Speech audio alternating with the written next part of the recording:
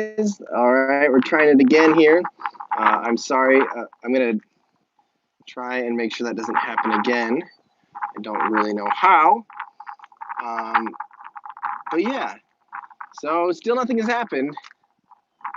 For those of you just now joining, this is the third live stream. I apologize that I've had, again, just absolutely cabbage video out here. It's really windy, and we're like literally 20 kilometers away from the nearest cell phone tower. So we're just on the very fringes of data. So you're probably getting 144p. If you haven't clicked 144p, may I suggest trying to click 144p? That that might actually help on your end to get a little bit smoother stream rather than trying to get a like 720 or something that's definitely not making it to YouTube. But yeah, so we lost focus on how does a cell phone lose focus? You have like a pin-sized aperture. Okay, come on. There we go.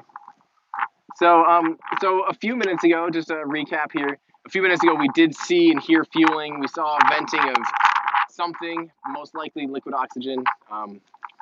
Venting, we heard a lot of like breathing and tanks flowing and things like that, but we are no longer hearing that. I'm no longer seeing any venting. That's maybe meaning that it's like probably maybe done for the day, but I never want to say never because you literally just never know. Oh, I did just see methane purge off to the right of the vehicle. There's a tap off there for methane. Oh, that might be what that main sound is. Okay, we're hearing sounds again, guys. Pretty loud ones.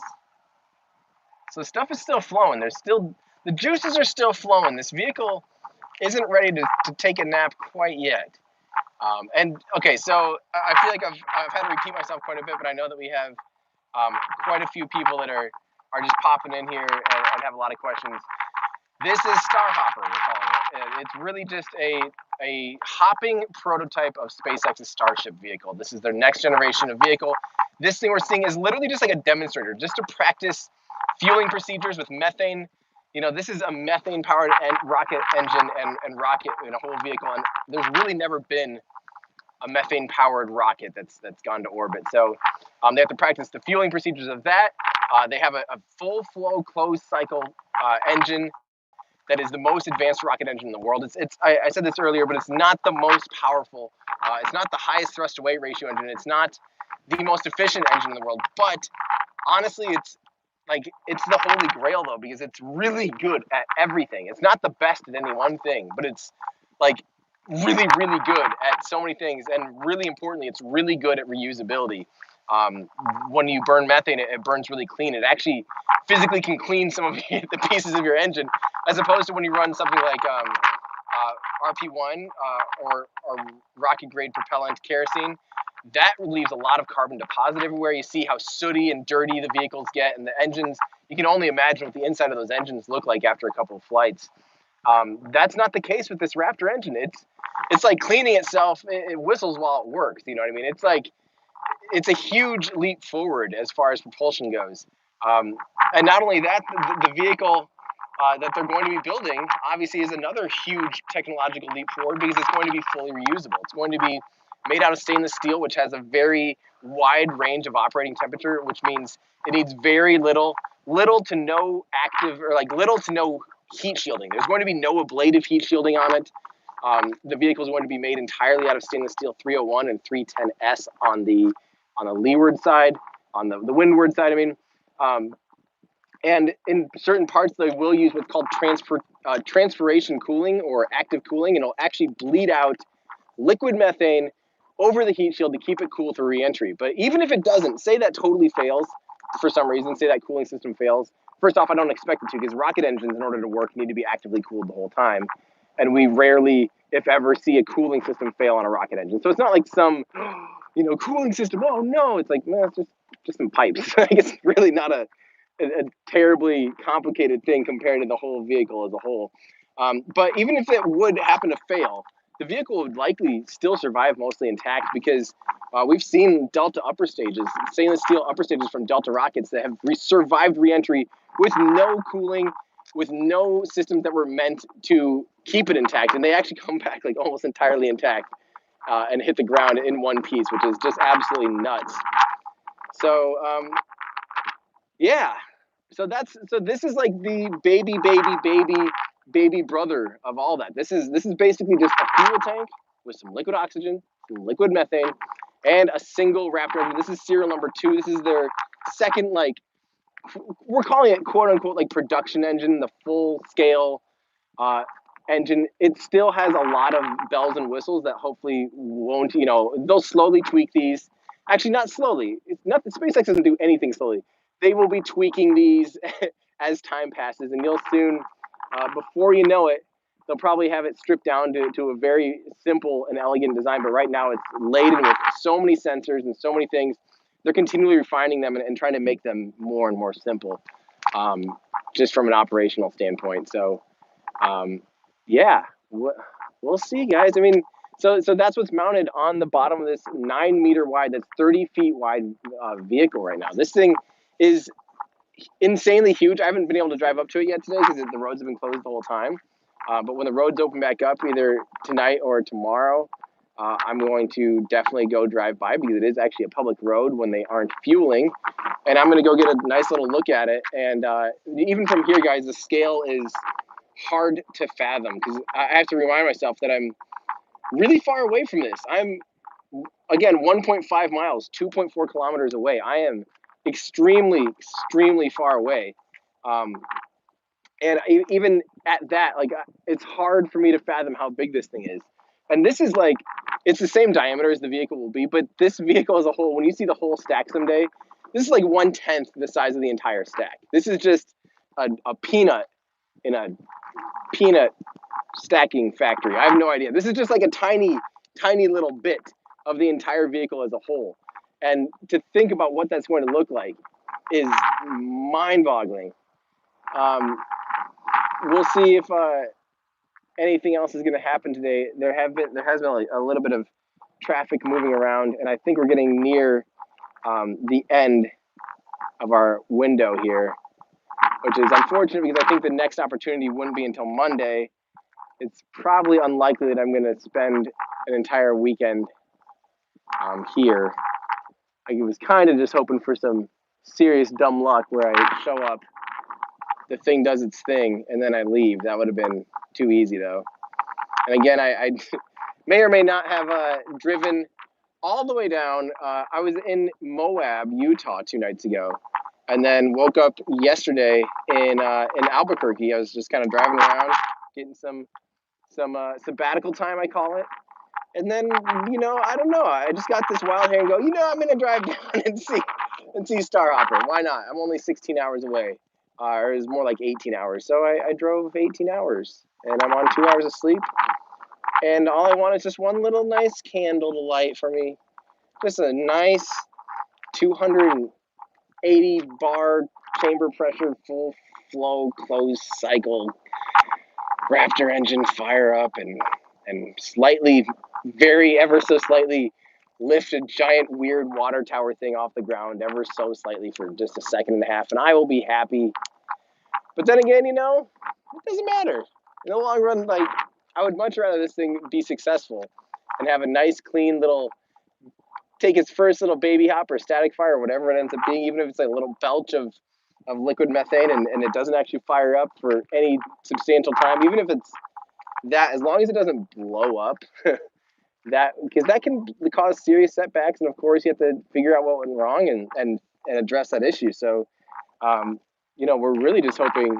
The worst case scenario for me is that, you know, I might not be able to see it if it doesn't happen today. But in the long run, boo-hoo, who cares about that? That's nothing compared to the development of this vehicle. So,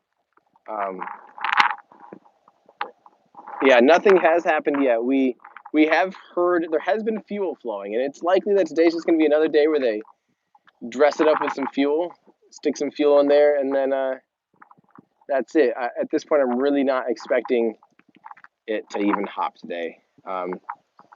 If you think you see a flame, you're wrong. You're looking at potatoes, basically. You're maybe seeing a potato flame.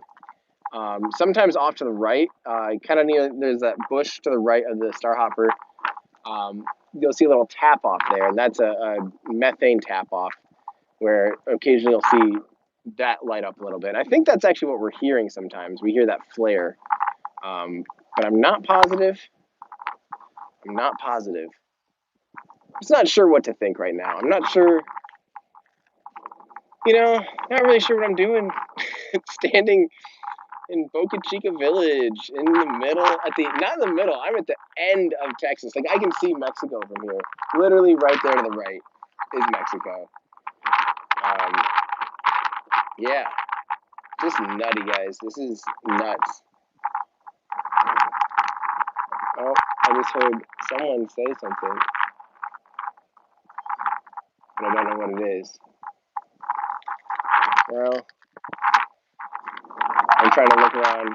I have seen some movement away from, like, behind me, heading towards, like, away from the vehicle, which probably means, if I had to guess, it means they're probably wrapping it up for the day. Just a guess.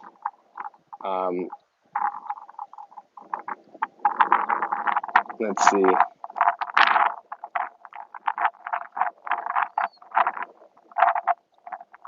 It has not happened. That's a good question from, or were you done something? Asked, what's the reason for methane? Well, methane is kind of a good middle ground between RP1, like kerosene, rocky grade propellant, and hydrogen. It's more efficient as far as being able to have a higher specific impulse than RP1, but lower than hydrogen. Yet it's more energy dense than hydrogen, so it can have the potential for, like, you don't need as big of a tank to carry the same amount of energy, basically, as you do hydrogen. It's a lot closer to RP1 in that sense, but it's still a lot worse than RP1 in that sense. But put all that together, and you end up with a really efficient engine that is still has a high enough thrust to weight ratio and enough power to really be able to be used as the primary propulsion on even the first stage, let alone the fact that it burns crystal clean. Like, I was talking about this earlier, it almost, like, makes the parts in the rocket engine almost cleaner, which is nuts.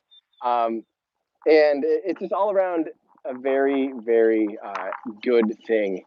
Oh yeah, and it can also be produced on Mars, which is obviously one of SpaceX's biggest goals, is actually developing a vehicle that can go to Mars and return. And in order to return from Mars, you have to be able to make your fuel on Mars, at least if you want to do it reasonably. So in that case, a Mars vehicle, they use the Sabatier process to take some of the atmosphere out of Mars and some of the water in the ground, and you can turn it into liquid methane and liquid oxygen. You can produce your own propellant to come home. So it really makes sense for a Mars vehicle to be able to run on RP1.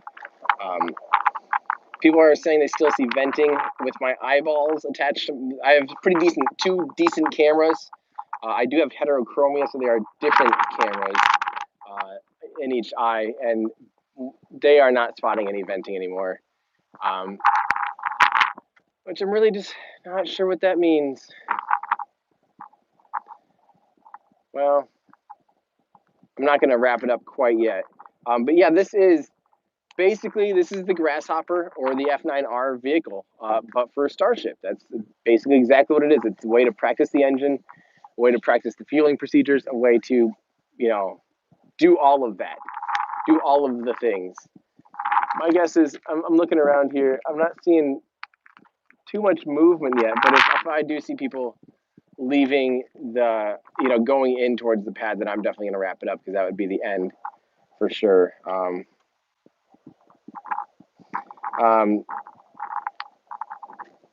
Let's see.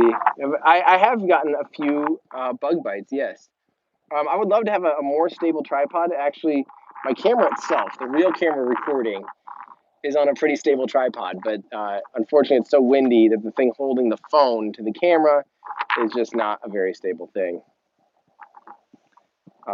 Nothing has happened, for those of you wanting the current update.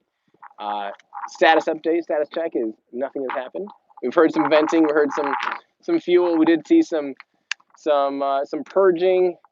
we saw a few things. We saw and heard some things, but it unfortunately wasn't seeing and hearing the things that I was hoping to see, which is, of course, ignition of the most advanced rocket engine in the world. But, you know, maybe. So, guys, it's not a tripod issue, unfortunately. It's just one of those things. It's the fact that it's like a crappy thing holding the phone. They don't make like a quarter 20 thing for your phone, really. It's just mounting this stupid thing. And it's super windy. It's like really strong gusts of wind, so you're just gonna have to live with it, unfortunately. I would love to take all of your YouTube advice on how to stabilize my cell phone to my current situation, but it's just not gonna happen. The tripod itself is stable as a rock, but the phone and the way that the phone's sticking on top of the camera is just no good for anybody. No good. It has not happened. Nope, we are still just kind of waiting around. Yeah. I'm now starting to really look forward to checking into the hotel and just falling asleep and sleeping for like 14 hours. I am not good at pulling all-nighters, but I did. I don't know why. I do have to say, having a autopilot was amazing, just as far as like not peace of mind, because it's still, you're still driving the car, but just, I don't know, like I never even nodded off or anything at all. I had a really good time just being able to drive throughout the entire night and unfazed. I'm not one of those people, I don't do like energy drinks or anything like that. Just stayed up listening to podcasts and music, and but it was a really nice thing to be able to have autopilot there too, just so it's just sticking in the lanes like you wouldn't believe. I've driven almost, I think I'm at like 13,000 miles on the Model 3 already. I just got it 6 months ago. Yeah, I drive it a lot. Let's see.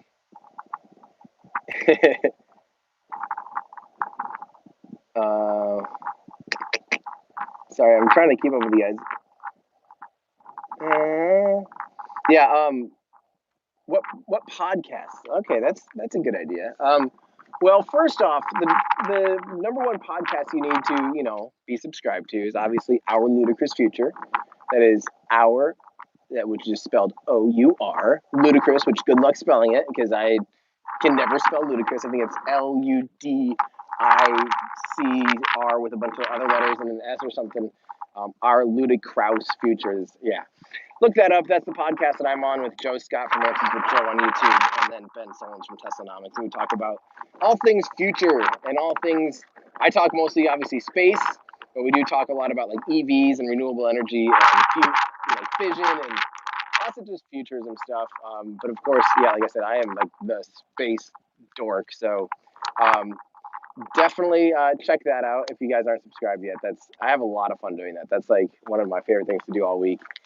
Other than that, I think some of my favorite other podcasts are definitely Miko, Main Engine Cutoff.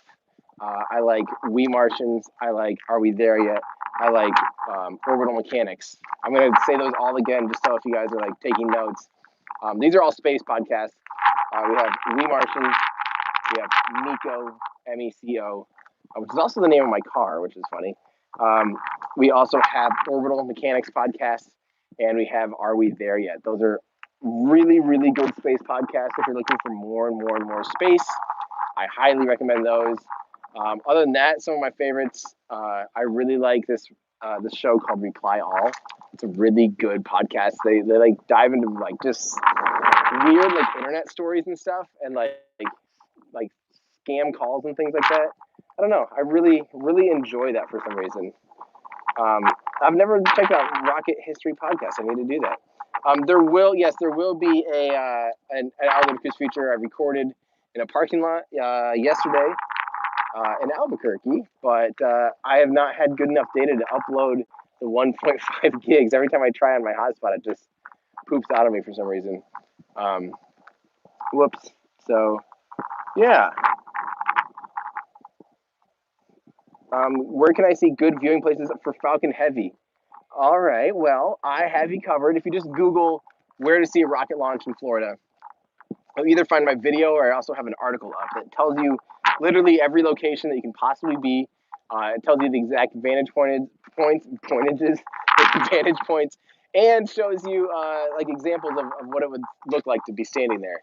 It's a pretty comprehensive video, and it's not only for Falcon Heavy. That one is actually for any launch in Florida. I'd point out all the pads, where they're at, and where the common viewing points are for those launches. Yeah, so definitely check that. Just search like where to see a rocket launch in Florida on YouTube or on Google, and hopefully you'll find it with ease. Hopefully. So yeah, we have not seen any launch, and I don't think we're going to see launch today. We did hear fuel flowing. We saw fuel flowing. We were hearing and seeing things, but unfortunately it was not the things that we wanted to hear or see. So I'm starting to kind of lose a little bit of hope. Although probably the second I like pack up and turn around, they'll like, oh, there it goes, and I will cry. But yeah. Yeah, what's up with you guys? How can you stand upwind to protect the camera? I mean, I can try. I don't know if it's actually going to help that much. Oh, am I hearing fuel again? No. No, I'm not. Dang it. And the car is starting. Which car is that? Again, I think people are potentially beginning to leave. And I actually, my watch died, so I don't even have the time anymore. But I believe the window ended at 5 Central, and I don't know what time it is anymore.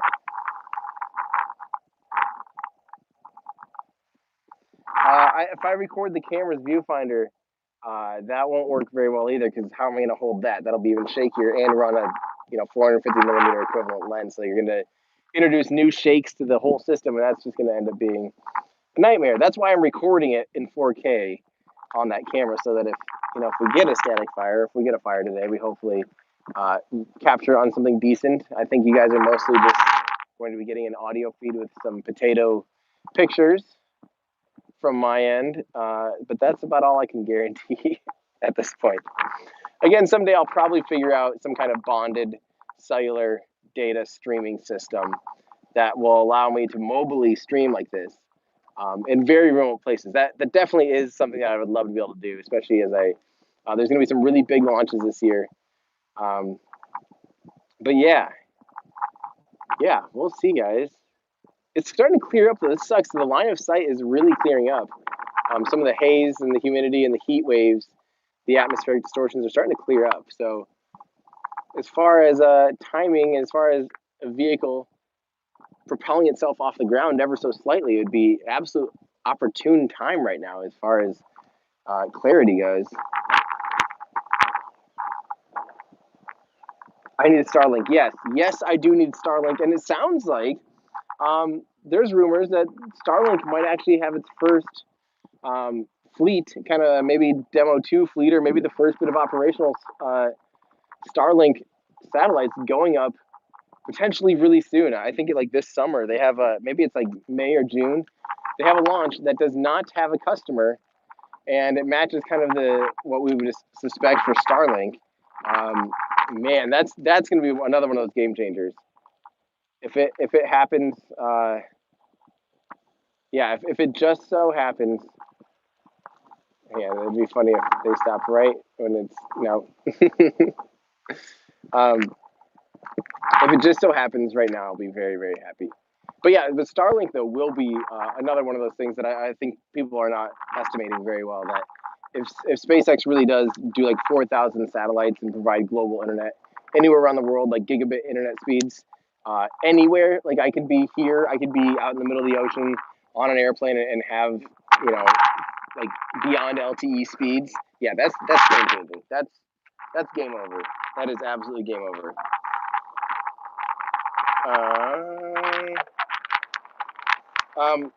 Someone asked. Oh, I missed it already. Where did it go?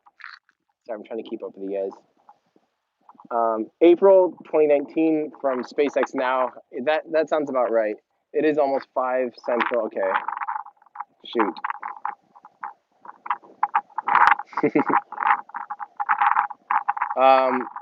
What do I think the most underrated rocket is? a solid question. I'm going to go ahead and say that it's on my shirt. I have to think that the most underrated, well, it's going to go off right now, isn't it? The most underrated rocket is, in my opinion, the Buran, which or the Energia, which launched Buran, was an unbelievable rocket. Such a shame that thing only flew twice. That's the most underrated rocket to me. Although it has a huge, of course, it has stand further. I'm not going to stand any further. You've all seen the shirt, I'm sure. But that thing had so much potential, and it had such a cool engine that had the RD270 or 170, the quad chamber single turbo pump closed cycle engine, the most powerful liquid fuel engine actually ever made, more powerful than the F1. That was a really beastly beast rocket, and it's just a shame that it only flew twice. Oh, we do have more methane venting. That is good. I think. I don't know if that's good, but we're actually seeing something. So I want to figure out if in about 3, 2, 1, if I hear sounds, then that would be that's a lot. I haven't seen the flare. I don't know if you guys can see that.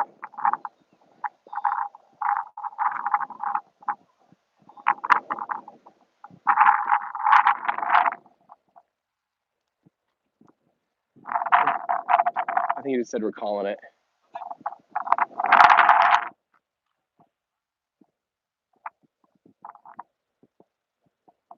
I think they just said we're calling it, but maybe that's venting of the methane that was inside of the tank.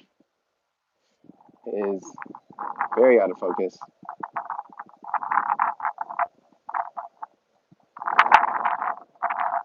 Sorry about that.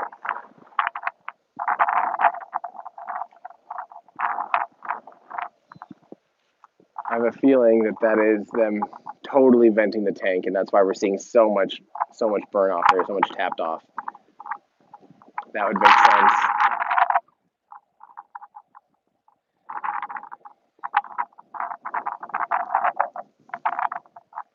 No, you don't need warning alarms. We are far enough away that they don't need to sound any alarms. Everyone is in a safe position already. That's why even the Coast Guard has to go through and make sure that everyone's okay. And outside of the exclusion zone, which I believe there's just over a 1 mile. I'm 1.5 miles, but I think it's technically 1.1 miles is the maximum, or at least for this version of the vehicle. That's how far away personnel need to be. This looks like, I'm guessing they are totally venting, detanking. Dang it. That's my guess. That is my guess. Well, shoot.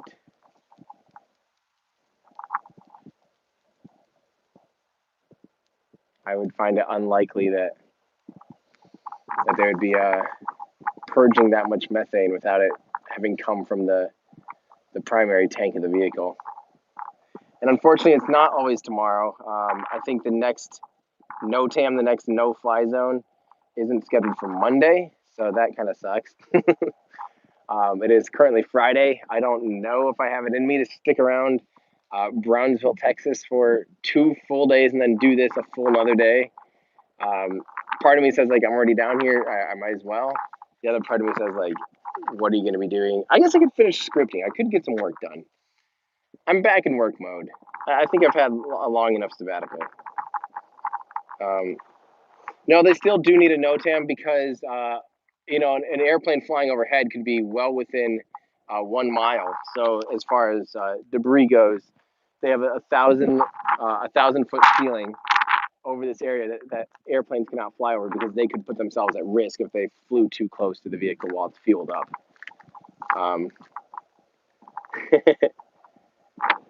Plenty of things to do in Corpus Christi. I need to find an internet link. I will be checking into the hotel, and hopefully I'll have good enough internet there to upload the Our Ludicrous Future audio that I have not been able to upload so far. People, everyone's kind of starting to go mobile on us, and I unfortunately have not. Let's see here. Just an update for those of you that are just now logging in. It probably seems like they're detanking now. They did not test today. They most likely did a fuel test. They filled the vehicle, got it totally fueled up, ready to go. but they did not perform any kind of engine fire today, which is what we were hoping for. We were hoping to just see the Raptor engine fire up. But yeah, so it looks like people are starting to kind of wrap up here. Dang it. It's very, very, very windy. Yeah, no problem. I did some relaxing. That's what last week was about. Although my version of relaxing is actually sitting in a car for like 10 hours at a time and listening to podcasts. Because when you're sitting in a car, like you're forced into like just almost like meditation, you know, you're just forced into like, you can't do anything else. You can't be on your phone or computer and scripting and doing all these other things that your mind's normally on. So just having the ability to like totally turn off. Yeah, that to me is what like the past week of my life basically was. So if I'm twiddling my thumbs for the next 2 days, I'll start feeling a little bit antsy, I think. So I think it would be time for me to, yeah, I think it'd be time for me to start getting a little bit of work done. I've got some more scripting to do and stuff like that. So yeah, unfortunately, I don't think it's gonna happen today, guys. It definitely appears as though it's detanking.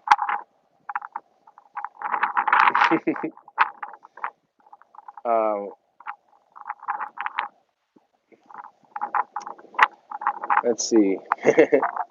This is I do actually have a drone with a camera, but that is illegal. I don't want to do things illegal, guys. Ooh, there's a big purge there of something. I just realized. Oh, now this camera's dead. Yeah, everything's dying in my life, guys. Everything is dying. I think that's definitely going to be it. If you fly over 1,000 feet, then that's illegal too for the FAA. The maximum flight altitude of a unmanned aerial vehicle without any further permit is 400 feet. So you'd be 600 feet. You'd be 2.5 times over your maximum ceiling. Yeah, so that ain't happening either. But right now, actually, when the vehicle's not loaded, there is not actually any air restrictions there. So legally, although it might be a little bit frowned on, there have been people that have been doing some aerial imagery from there. But again, I don't know actually. It's kind of one of those gray areas, and sometimes I don't prefer to be in the gray areas. I'd like to just kind of be in the right and not do things that are frowned upon by authorities or, of course, by SpaceX as well.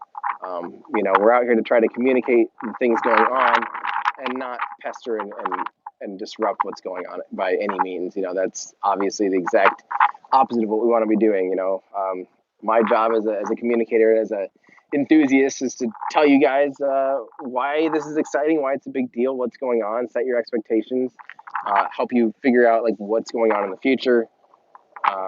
But it's not to just totally bug everyone around here and get up in everyone's business. That could be very easy to do. Yeah, so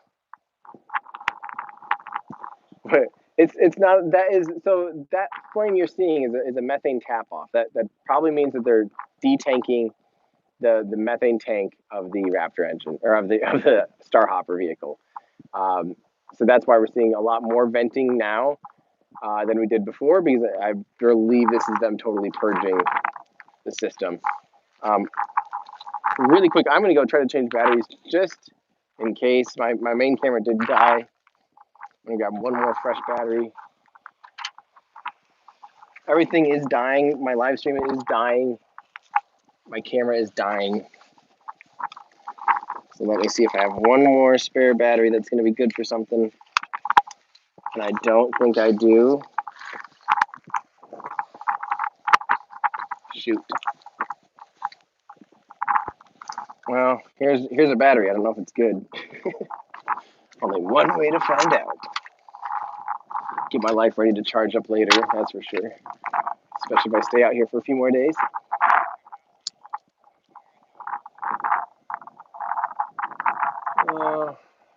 I'm definitely getting.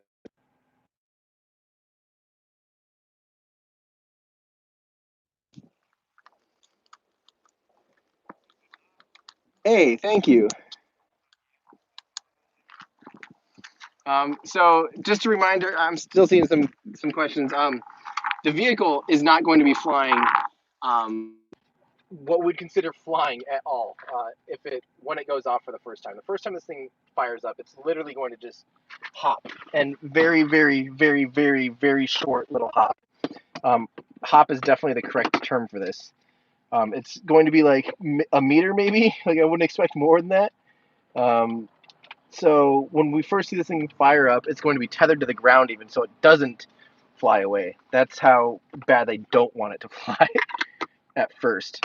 And then this vehicle, although it will do some pretty high hovers, it's not, again, intended to really to fly either. Hold on.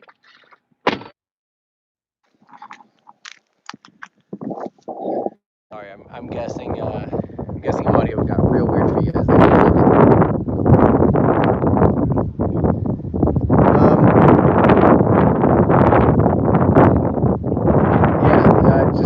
So I saw someone say next time bring a longer lens. I have a real camera here, just unfortunately unable to live stream it. Yeah, classic. Why don't they just? Why so much fuel for hop? You basically will still fully fuel your vehicle.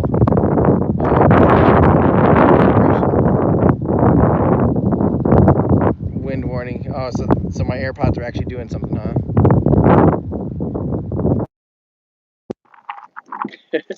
Wow, I didn't know. I didn't know the AirPods were.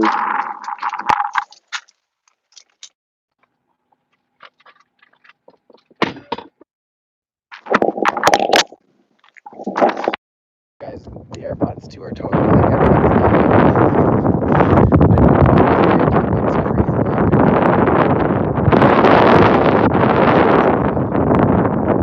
probably means I should actually just end this last time.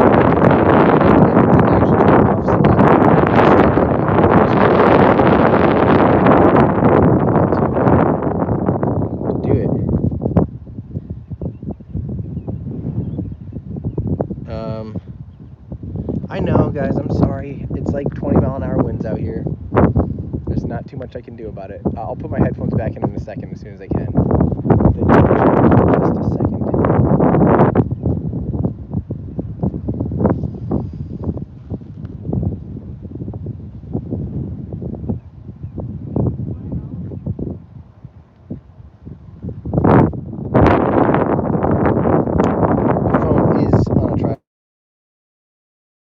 But if I jump in the car, I won't be able to read your comments, and then I don't know what I would ever do. What time is the launch? It seems like it is scrubbed today, and this would not be a launch. This will be a hop at best. Again, to set the expectation here of what we expect to see, this is the Raptor engine. This is their new, the most advanced engine that SpaceX has ever made, and arguably the most advanced rocket engine that anyone's ever made. The Raptor engine is a full flow closed cycle engine. They've been doing it on a test stand out in McGregor. This is the second one ever produced that's the full scale. And this is one that they hope to have on this demonstrator vehicle that we lovingly call StarHopper sometimes. They will fire it up, hopefully, and it will produce thrust and actually lift this, what is literally basically a giant water tower, off the ground. And at first, it'll be like a meter. It'll be like a 1 or 2 second fire, and it'll hover like a meter tethered to the ground even. And then hopefully from there on out, subsequent flights will just get higher and higher and more absurd. I'll probably have to come down here again because seeing it, like I want to see it when it first fires. Like that's just a cool thing to think about, but it's not going to be anything. It's going to be no spectacle. Literally, it'll be like the least impressive thing to watch probably. But very soon, they will definitely be doing some unbelievably impressive things with this vehicle. And I would definitely want to come down for that. So maybe I can make it happen. I probably will fly next time. I like driving. I really like driving the Tesla because it does a fair share of its work. And you don't get fatigued when you kind of force yourself. I started doing a thing. I'm gonna start calling it the Supercharger Challenge. When I'd stop and charge, I'd actually go for a 1 mile run. So like every hour and a half, every 2 hours, I was running a mile and then charging up, getting back in the car, driving for a bit, running a mile. Worked out pretty well. and then you don't get like fatigue at all.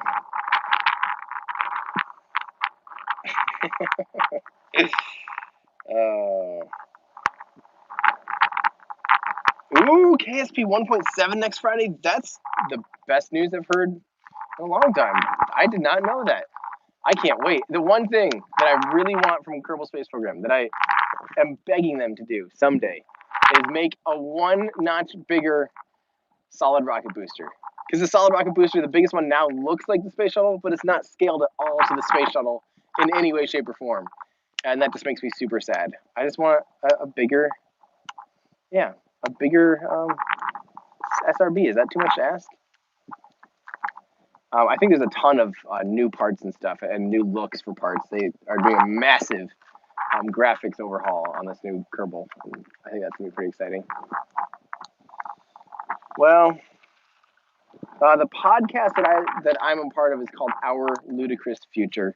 You can find it here on YouTube. We do a YouTube version, but we also do it on any podcast format that you're familiar with. You can also go to ourludicrousfuture.com and see all links to all relevant shows. Yeah.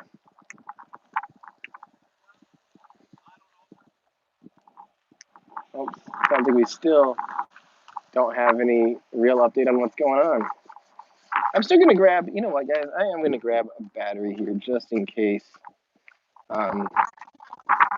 they decide to go for round 2 or something.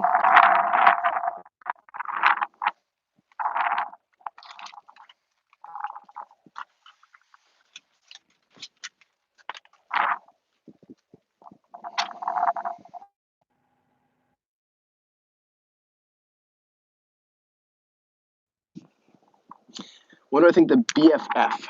I think unless you're talking about Best Friends Forever, Best Friends Forever is currently operational.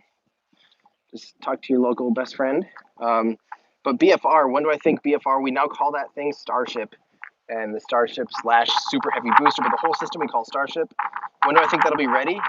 I think it's going to be ready so much sooner than any of us are ready for. I think we're going to actually start seeing the orbital prototype. I would not be surprised if actually that starts flying next year.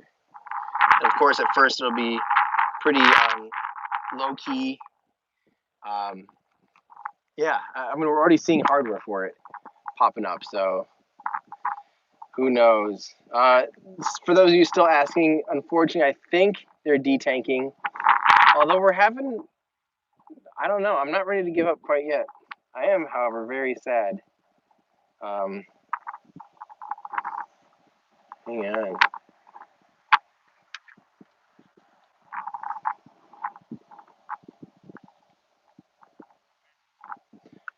Will SLS ever fly? It's getting less and less likely by the day, unfortunately. Or fortunately, depending on your views on the vehicle.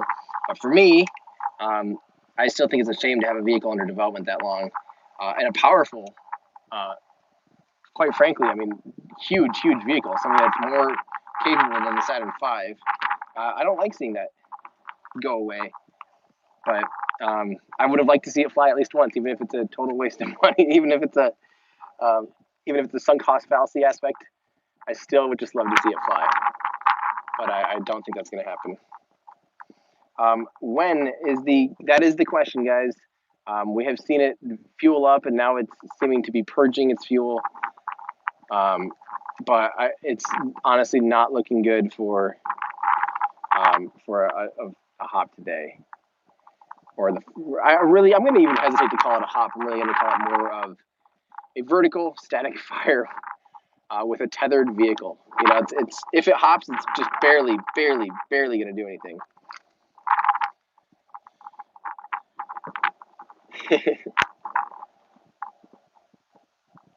I see it hopping right now. Yeah, it sure is. Dang it, guys.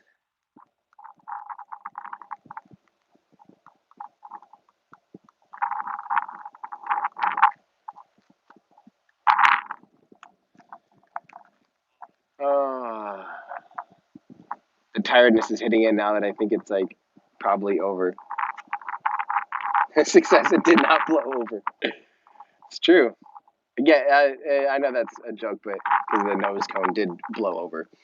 But yeah, it is tethered to the ground. So it's even if when the Raptor engine fires and the thrust to weight ratio gets above 1 and it begins to hover, it physically cannot go very high nor far, at least at first.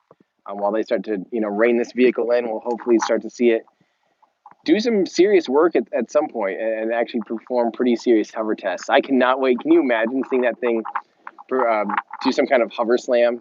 Oh my, it's just would be crazy to think about. But the weird thing is, I am really curious I don't think this is going to do anything beyond what Falcon 9, what the F9R and the Grasshopper did.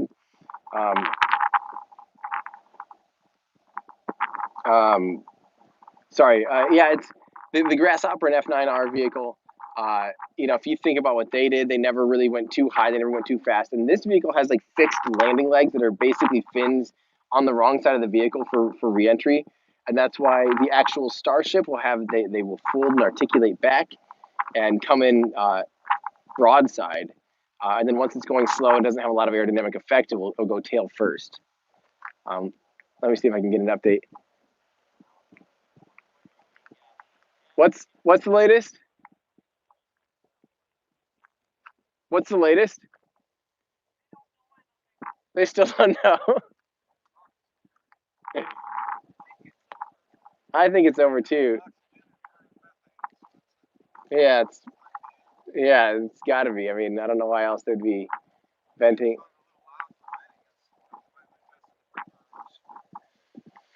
You'd think we would have seen some smoke with that, though. Something. We did hear some. Yeah. Yeah, that's true. You wouldn't see just a dump of open cycle exhaust coming out. Yeah. Man. Yeah, was that louder than normal? Like what we were hearing while it was fueling up and stuff? Or was that about what it did yesterday?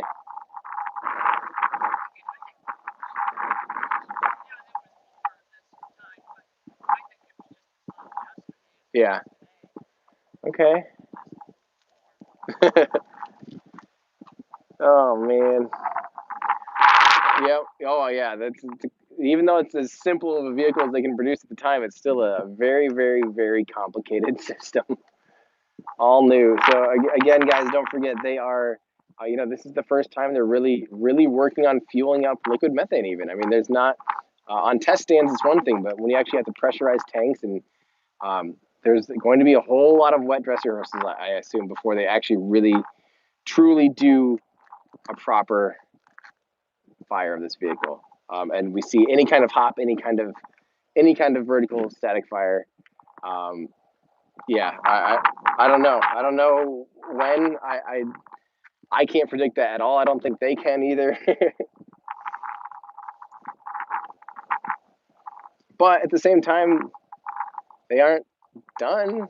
They haven't opened the road yet. I guess it is still probably detanking, but I'm not one to call it early though either. You know what I mean? Yeah, this is in Texas. This is out at Boca Chica Village, Boca Chica Beach, which is just basically east of Brownsville, Texas. So right at the very, very, very southern tip of Texas. We are as far south as you get, really. Like literally, this is the end of Texas. Right behind StarHopper is literally the end of Texas, and to the right of that is Mexico.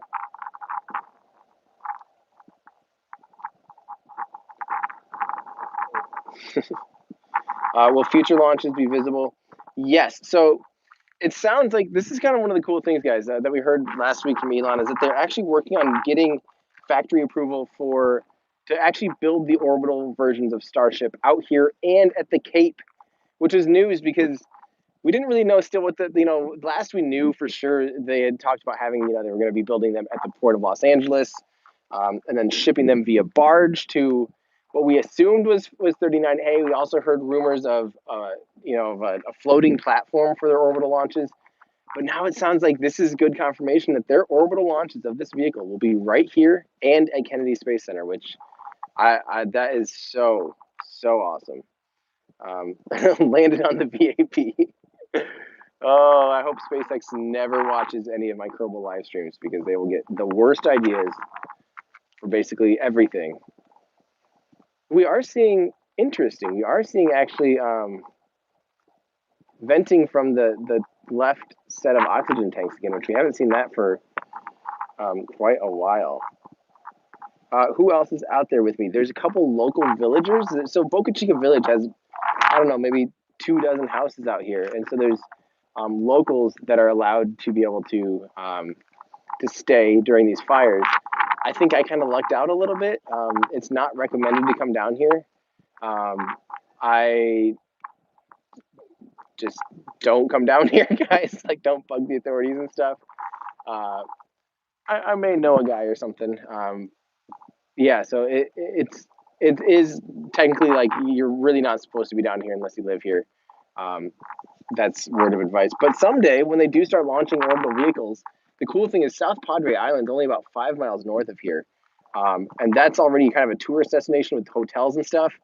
Can you imagine standing on top of a 15-story tall hotel, only 5-6 miles away? That will be an awesome vantage point. SouthPadre.com or SouthPadreCam.com.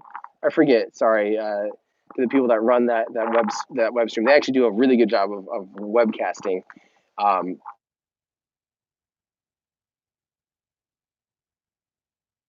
Vantage point to see a vehicle that's going to be 10 times taller than this, basically. Like that will be absolutely bonkers. I will definitely have to see the first inaugural launches of this vehicle when it's all done. The full version, by the way. Don't forget, I keep saying, yes, spadre.com. Thank you, guys. Right back, guys. I'm gonna charge up my stupid things again. 1 second.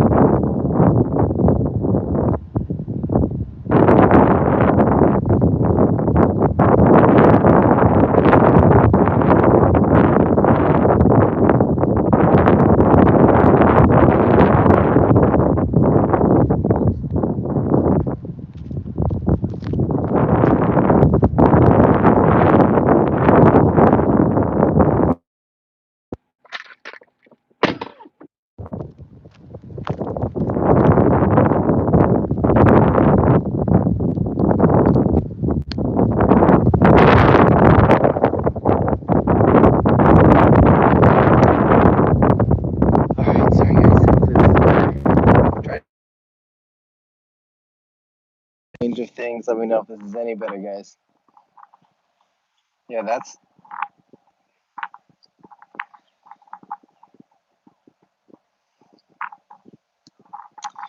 just letting you know you're really not missing much.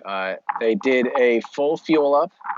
We heard a lot of venting, a lot of things happening to the vehicle, and now we're seeing them what appears to be dumping of the vehicle, because we are seeing we're seeing venting of. Here, let me try zooming in just a little bit. I know that's a losing battle there. If you see to the right, of StarHopper. You can kind of see the tallest thing on your screen is StarHopper. To the right of that is a tap off, is a flare for methane. So when they're detanking or pressurizing and doing different things, that is an intentional burn to make sure that you don't end up with clouds of methane. That could be very bad. It could be explosive and dangerous, and also actually polluting. In gas form, methane is actually not a very good thing, but being burnt off, it actually is not a big deal. But off to the left, we also were seeing some vented a little bit, or we were seeing some condensation, which is most likely liquid oxygen or something. But now at this point, I really don't know where we are. We're kind of just waiting to hear. I've been out here for way too long. I think I pulled in at 8:30 a.m. and it's now like 5:30 or something-ish p.m. And I drove through the night. I pulled an all-nighter.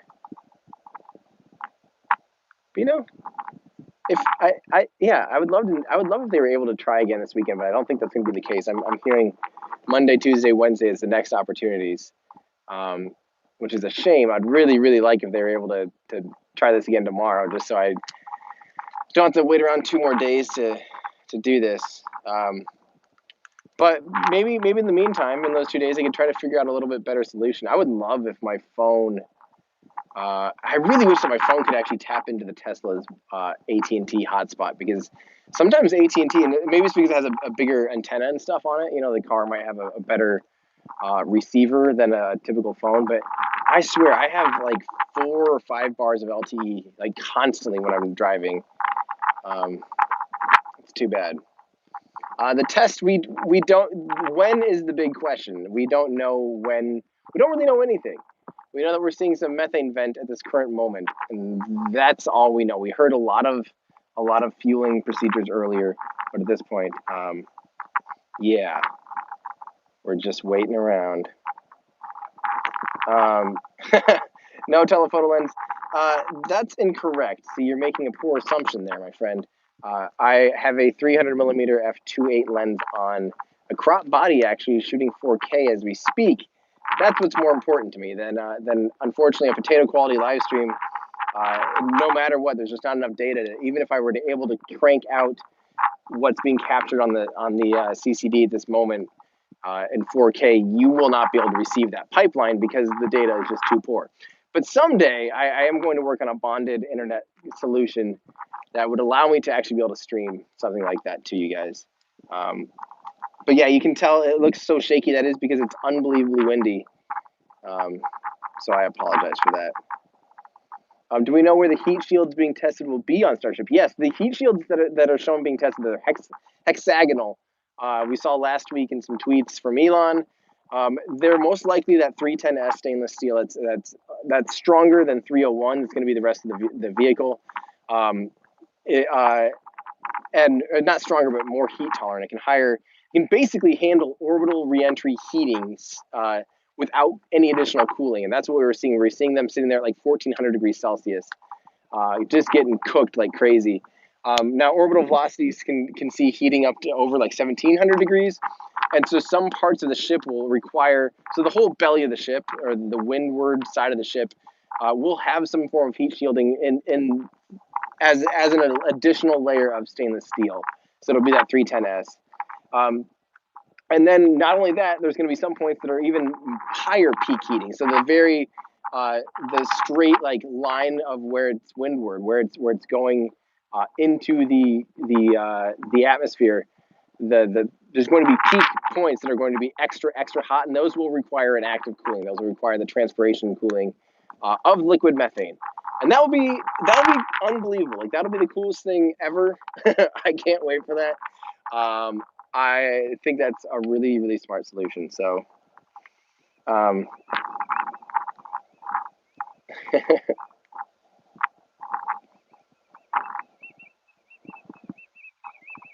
sorry, I'm listening here real quick.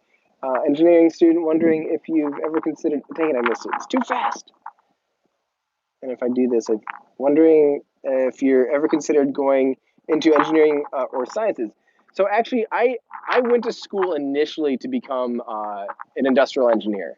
When I very first walked into university when I was a freshman, I went in to be a mechanical engineer and then electrical engineer, and then it just kind of turned into a free for all of a smorgasbord of not knowing what I wanted to do, including art school. So I did, I really considered that for a long time. I always grew up wanting to be an artist and considered myself an artist. And then I did a semester of art and really didn't like someone else telling me like what was art and how to do art. And then I dropped out like 3 times and failed a time or two. I don't know. College was not very good for me. So if you can do college, if you can handle school, and you can apply and do the work in school, please, please, please, for like all of humanity, please stay in school. And I know that sounds so cheesy, but honestly, that's like so important because there are people out there uh, that that either don't value it, they can't afford it, or they cannot attain a college education. And so, in order to like lift up all society and be able to produce things like what we're seeing in front of us, we need highly educated people. We need all around the world. The number one most important thing is an educated mass, and I think that's, if you look at what's changed in the past 100, 200 years, it's primarily education. And through education, you get innovation. You get you get people footprints on Mars and on the moon, and you get jetliners. You get internet. You get all these things that can even help end poverty. Yeah, please stay in school. That's like me begging you to stay in school if you're considering it at all. That is an interesting sound. What is that? Sorry, it's an animal. It had nothing to do with StarHopper. I'm not used to Southern Texas. Um, yeah, stay in school, kids. How long do you have to wait? That is the question. That's the question. That's what I'm wondering too. Yeah, I've been here all day. Luckily, I was able to be inside the car the majority of the day, so I'm not hopefully sunburned. But at this point, who knows? I've now been outside for like an hour and a half.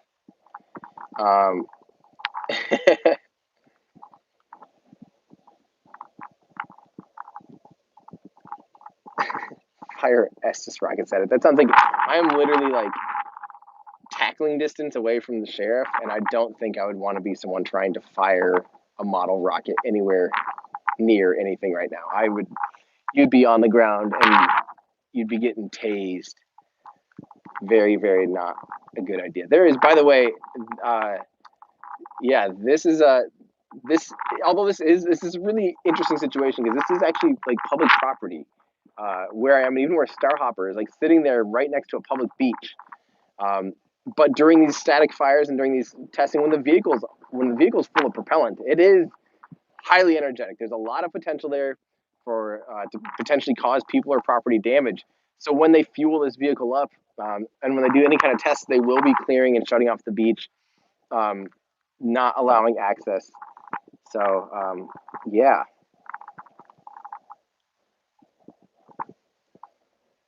So we're still waiting at this point. We're still seeing purge of methane. I'm kind of just waiting to see.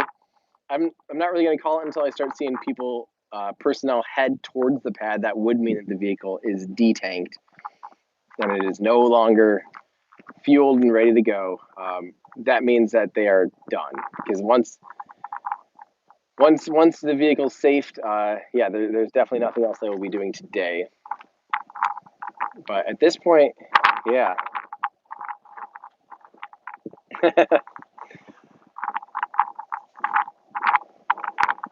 It has not hopped yet.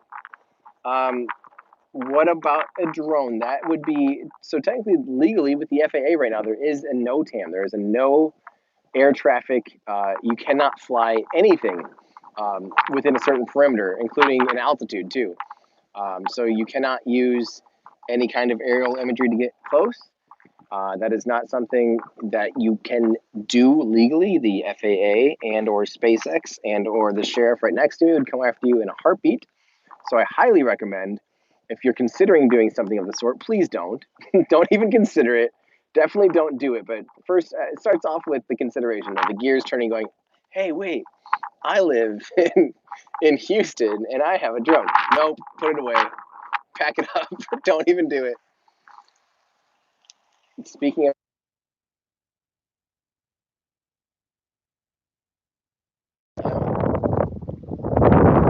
I see people asking for Starlink. And Starlink we will never be able to see. Starlink is a constellation of small satellites that are probably not much bigger than like a washing machine. What we're seeing in front of me right now is StarHopper. It's a type, it's the prototype version basically of what will be Starship. Starship vehicle, fully reusable. Um, both stages will land propulsively, which is awesome. Made out of stainless steel using Raptor engines, 31 on the first stage, 7 on the upper stage. This is just the very basic, bare bones version of the hopping test vehicle. So it's literally really only here to be able to do just quick little, basically static fire at first, and eventually small hops. Whoa! I just saw that ahead. Wow, Jason, wow, wow, wow, wow. Thank you, Jason. Holy cow. Thanks for all the hard work, Tim. As a huge space nerd, your stuff is the best. Enjoy a nice dinner tonight, and thanks for the show. Well, thank you so much, Jason. Holy cow. Sorry, I've been missing. I don't really know how to do the super chats on mobile, but that one I realized I can click on it. Thank you so much, Jason. That seriously means a lot.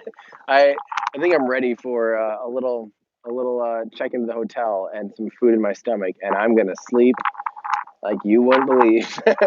unless of course, I find out that they're going to be doing this same thing again bright and early at 8:30 or whatever. Then I will probably be out here, sleep in the car a little bit. I don't know if there's too much wind to hop. The vehicle is tethered, so I don't know if wind is too much of an issue. And again, the vehicle is unbelievably huge. Like that is so big that wind doesn't have nearly as much effect on it as a smaller, lighter vehicle. Although it does have a large surface area. It's 9 meters wide, so 30 feet wide. That is a broad side. That's a lot of surface area to be affected by the wind. But it is so heavy. This is nowhere near what the final version of this vehicle will look, feel, do at all. It's made out of very heavy, thick gauge steel. It's really just meant. It's literally like a flying water tower. So, yeah. Um, we still don't know if this is canceled. So that's why I'm kind of waiting here, waiting to see if we see any movement towards the pad, if we see people wrapping it up.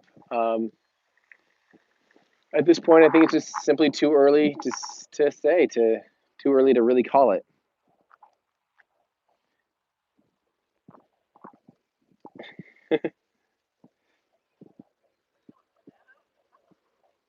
Yeah, we'll see. We will see if anything happens today. I'm definitely thinking it's highly, highly unlikely.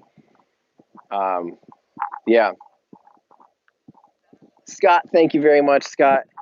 And hey there, Tizwig. Tim, thank you for all your hard work. I can't give enough for your dinner, so enjoy a tin of Altoids. Hey, thank you, Tizwig. That really does mean a lot. You guys are awesome. It's crazy that I can like turn on a phone and then you guys will hang out with me. It makes it a lot less lonely. Although at this point, I'm kind of ready for the call. Like as much as I enjoy standing in a field at the edge of Texas, I would really, really enjoy some food and some a bed and fresh linens right now. Sounds just amazing. It has not started, so we don't really know what's going to happen today. We heard it fuel up, we heard it defuel, we heard it pings and pangs, but I don't think they're going to be attempting the static fire / hop today. And again, I'm going to call it basically static fire first because that's really what this is. This is a single engine and it's tethered to the ground right now. The StarHopper vehicle is tethered, so at most it won't be hovering too much at all, but it would still be really, really cool to see this vehicle fire up, to hear that Raptor engine roar from only a mile and a half away, and not even a mile and a half away without sound suppression. There's no extra sound suppression. It's firing straight at the ground. It will be loud. It will be nuts. It'll be bonkers when it does fire. And I can only hope that perhaps I will be here to hear it and see it, but we will see. Ooh, it's starting to actually get chilly. I can't believe I'm saying that about Texas, but who knew? Hey, thank you. Um, thank you, Ronnie.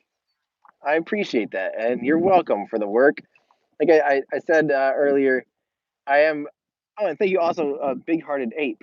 Like I said, and I did kind of take, a bit of a sabbatical last week. Went on a good long drive. I like to do that, especially when I know I'm not totally polluting everything, just driving around aimlessly. I went to Moab, did a little hiking, tried to take a picture with the ISS and my Tesla, but um, that failed. I saw the ISS with my eyes, of course, but I have almost never shot on this A6500. I'm very familiar.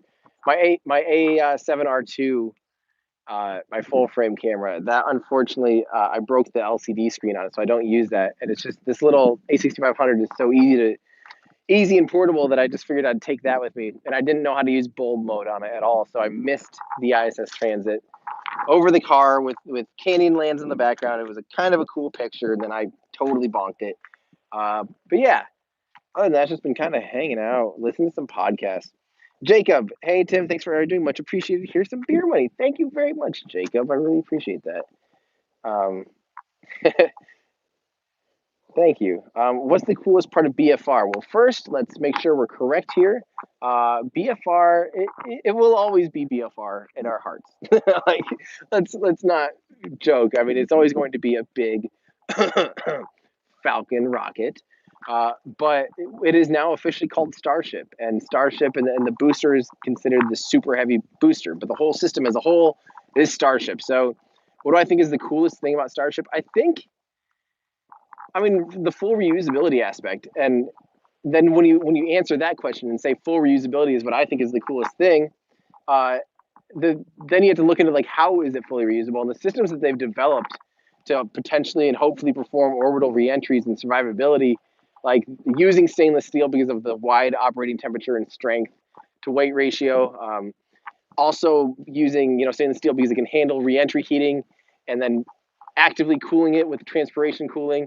And then on top of that, you also have the flaps, uh, the reentry, which will make it go in belly first. It'll basically belly flop through the atmosphere and use the entire broadside of the vehicle to scrub off as much velocity as possible. I think that's the whole thing. Is that whole sequence is awesome, and the challenges and the things they've overcome in order to make that a reality is definitely the coolest thing. I can only imagine looking up over the horizon and seeing a streaking starship re-entering with methane bleeding blue streak through the sky. It'll be absolutely unbelievable to see. Um, Yearly Gymnast 95, thank you for bringing me and many others up to space from the comfort of our homes. Hey, you're welcome. I'm glad I can help out. This is it's really fun for me because this has just been this is just stuff that I started obsessing over about 5 or 6 years ago, and to be able to do this along with you guys and have you guys be able to, we can tap into the collective mind and all get smarter together and learn. I feel like every day I'm learning something new. A lot of that is obviously like I have an awesome Discord channel. We have like the best Discord server in the world. People are in there are so freaking smart. I love it because I like when I'm scripting, I'll just pop in there and be like, "All right, someone figure out 1972. Who was the first person to figure this out, or whatever? Something that you can't Google." Um, being able to have a community of people that are wanting to help figure those things out, we all learn together. Oh, there is another detanking of there's more venting of oxygen, it looks like. And guys, I'm going to do a battery swap real quick. I will be right back. I got to try to... Thank you, Corwin. 1 second, guys.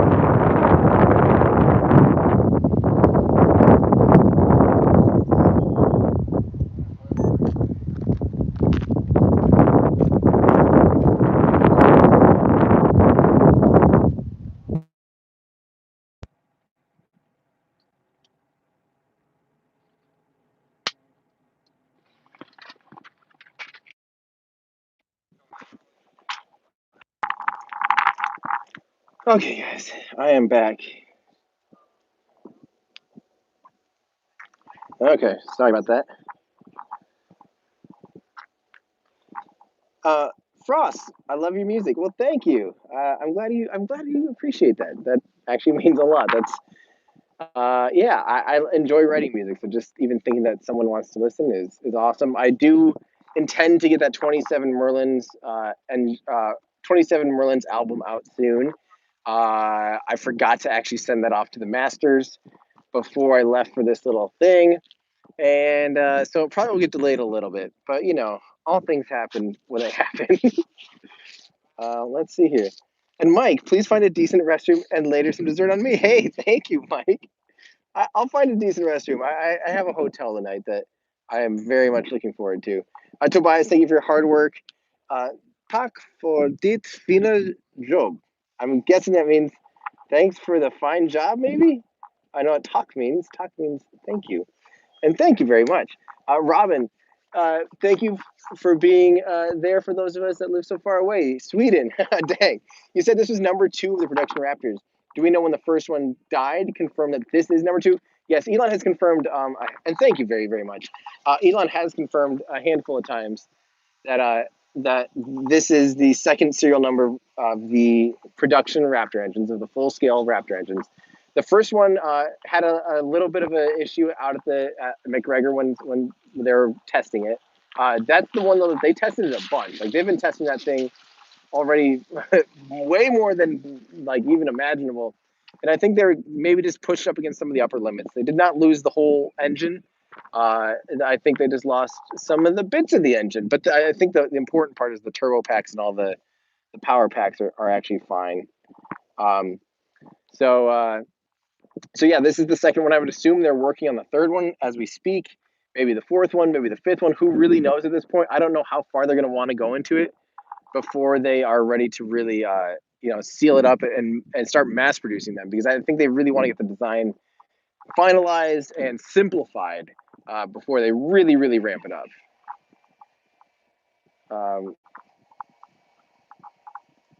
Let's see here. Someone asked what genre is my music. When you're done here, check out 27 Merlins on YouTube here, or I have a playlist also for all the other music. I'd say it's kind of like indie alt rock, but instrumental and like kind of chill indie alt music. I don't know how to describe it. Chill indie alt music. There you go. Is there going to be a meetup for Falcon Heavy? Yes. As long as I can make it down there, I'm gonna have to just see where we're at. Yeah. A big-hearted ape. Thank you. It looks like the first test hop might be scheduled for the 25th, according to southpotter.com, spotter.com. They have a live stream and a countdown clock. Yeah, the 25th would be Monday. That is the next NOTAM, the next no-fly and like operations for the FAA. But yeah, everyone is packing up here. But I'm still, like I said, I'm not gonna quite leave until I see people heading towards the pad.